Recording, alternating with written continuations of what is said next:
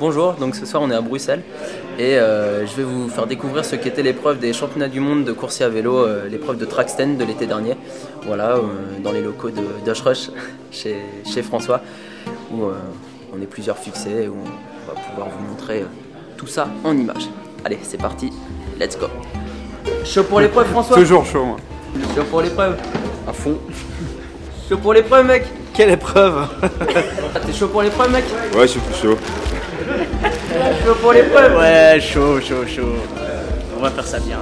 Pourquoi il veut pas te laisser faire l'épreuve papa? Parce que j'ai aucun vélo et j'ai que un sac. Donc pour tous ceux qui n'étaient pas là, à Lausanne, l'épreuve des championnats du monde de Tracksten évolue d'une année sur l'autre. C'est au gré des organisateurs. Et à Lausanne, Raphaël nous avait concocté une petite épreuve assez drôle. En fait, pendant 3 minutes, c'était le warm-up, on faisait ce qu'on voulait. C'était l'échauffement, voilà. Ensuite, au bout de 3 minutes, il fallait tenir 2 minutes en équilibre, peu importe la manière. On pouvait mettre ses pieds sur la roue, on pouvait faire du no-end, on pouvait faire ce qu'on voulait. Au bout de 2 minutes, il fallait qu'on retire notre sac à dos de coursier à vélo, notre casque et notre t-shirt. Donc là, ça a décimé pas mal de monde. Voilà, en gros, on était 80 au départ. Après le retirage de t-shirt, il fallait compter 30 personnes encore sur le vélo. Ensuite, au bout de 5 minutes, ceux qui ont encore le t-shirt ou le casque, machin, ils sont éliminés. Et il faut retirer les deux mains.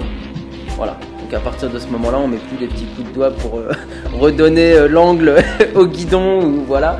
C'est 1 minute sans les mains sur le vélo. Et au bout d'1 minute, c'est du un pied. Voilà. Il fallait tenir 30 secondes sur un pied. Voilà. Donc là, au tout début, je crois qu'on était à peu près 15 au tout début du un pied. Donc là, c'est parti en quelques secondes. Et le deuxième, un américain, avait tenu 12 secondes. Et moi, je m'étais mis dans une petite pente et tout, parce que j'ai besoin de pente pour tenir, comme j'ai pas de cale-pied. Et j'ai tenu 30 secondes et voilà, il fallait retirer le deuxième pied. Et là, malheureusement, je suis tombé.